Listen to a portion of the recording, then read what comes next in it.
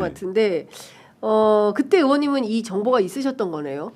그때 네. 막 웅성웅성하고 저희가 이제 어떻게 할 것인가 예. 막 할 때 예. 우리를 데려다 수장시켜 버리고 사체도 못 찾게 한다더라 이런 소문이 있었거든요. 사체도 못 찾게 한다더라. 그때 우리가 그 쇠사슬로 회사슬로 다 같이 묶어야 하는 거 붙자. 아니냐 이런 얘기 막 있었거든요. 예.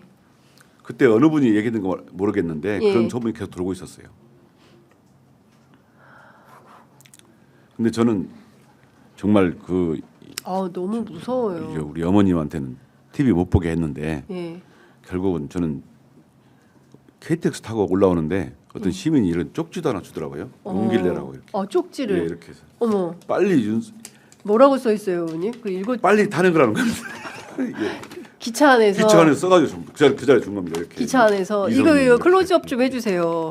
이성윤 의원님한테 기차 안에서 어떤 시민이 저렇게 보내줬는데요. 예 뭐라고 이 내용이 그렇습니다. 예. 지금 이 나라 골든타임 마지막 1분입니다. 김건희 윤석열 지금 놓치면 2025년 을사년 두 번째 망국입니다. 내년이 을사년이에요. 예. 예. 이렇게 사면 없는 무기징역으로 예. 연초에 구속시켜야 된다. 연초에 구속시켜야 된다. 그래서 제가 이런 수건이 사살인이 표현이 나와도요 두려워하지 않고 정말 굳건히 가겠습니다. 네. 진짜 수건이 사살이니 폭판이 수장이니 사실 그러니까 대한민국에서는 등장할 수 없는 단어들이 그러니까 완벽하게 보편성을 잃어버린 어떤 영화나 드라마나 상상이나 공상 속에서나 가능한 이런 것을 아기보살, 노보살, 노상원 씨가 이런 계획을 했는데 수첩에 누군가로부터 얘기를 듣고 받아 적었을 수 있고 특히 의원님이 등장했다는 것은 매우 의심쩍다. 예, 만약 등장했다면 그걸 말해줄 사람은 딱 한 군데밖에 없다. 한 군데밖에 없다. 용산이다. 예, 저는 그렇게 추론합니다. 예, 그렇지 않고서는 이게 답이 없다 이런 말씀 좀 주셨습니다. 노상원 씨가요. 예. 그리고 김용현 씨가 일종의 이제 죄수의 딜레마 같은 거에 빠지지 않겠는가. 어제 김용현 측의 기자회견 저는 굉장히 재밌게 봤는데요. 일부 기자는 들어오게 하고 일부 기자는 못 들어오게 하면서 행간에서 자기가 하고 싶은 말을 했는데 중요한 팩트들이 나왔어요. 한덕수하고 사전에 보고했다. 뭐 이런 등등. 이 사람들 이제 들어가면 다 말하게 돼 있습니까? 어떻게 보십니까? 그렇죠. 예. 저는 그 회견을 보고 느낀 게 그렇습니다. 이게 모든 피의자는 자기가 살라고 해요. 죽으려는 피의자는 없거든요. 그럼 누구한테 책임을 전가해야 됩니다. 그게 이제 바로 공범의 딜레마인데요. 저는 윤석열한테 다 책임을 미루는 것 같은 느낌이 듭니다. 윤석열에게. 가장 중요한 증거 포고령 윤석열이 다 보고했다. 사실은 자기가 썼지만 윤석열이 시켜서 썼다고 볼 수밖에 없는 거였습니다. 통행금지를 빼라겠다는 겁니다. 윤석열이. 그렇죠. 이 포고령이 굉장히 중요한 증거거든요. 그렇죠. 저는 자기는 윤석열이 시키는 대로 했다. 그 이유가 뭐냐면 국회 폐악질에 경고하기 위해서 했다는 거잖아요. 그건 윤석열 말하고 똑같습니다. 국회에 경고하기 위해서 한번 해봤다.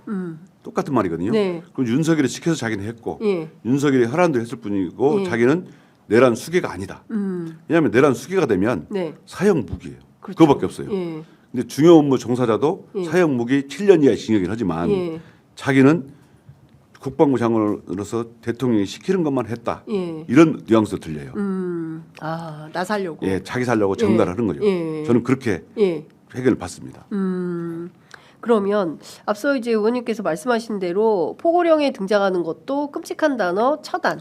그다음에 그것도 전공이라고 특정해서 얘기를 합니다. 그리고 노상원이 받아 적었다는 60쪽 내외의 수첩에도 특정 인물들이 이제 등장을 하는 건데 지금 14명이냐 아니면 더 포함됐냐 플러스 알파냐 도대체 이 규모가 어떻게 되는 거냐 이것도 이제 수사를 통해서 나와야 될 것 같은데 노상원이 핵심이었다고 보십니까? 아니면은 방첩사령관 이 사람들은 다 그냥 그래도 다 중요임무 종사자에 해당한다고 보시는 거죠? 그렇죠. 다 중요임무 종사자고요.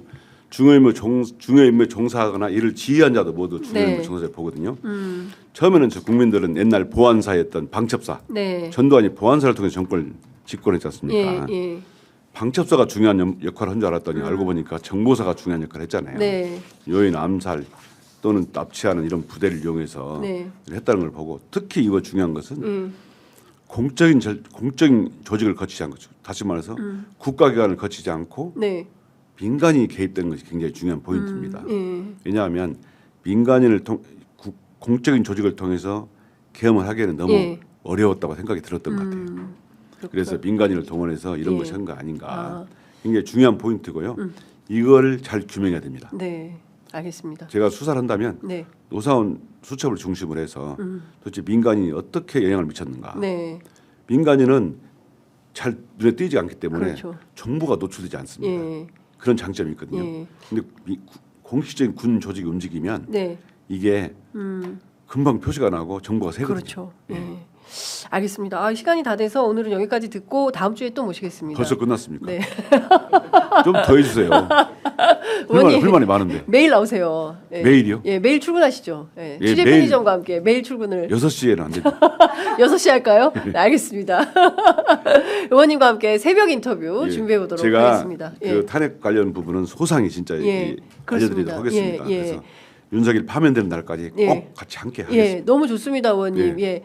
그 헌법재판소에서 변론기일 잡힐 때마다 그리고 그 전이라도 매일 출근하셔서 함께해 주시면 좋을 것 같습니다. 그거 꼭 알려드리는 게 중요할 것 예, 같고요. 그렇습니다. 그 논리 말도 안 되는 논리 하나하나 깨는 것도 재밌는. 맞습니다. 예. 같습니다.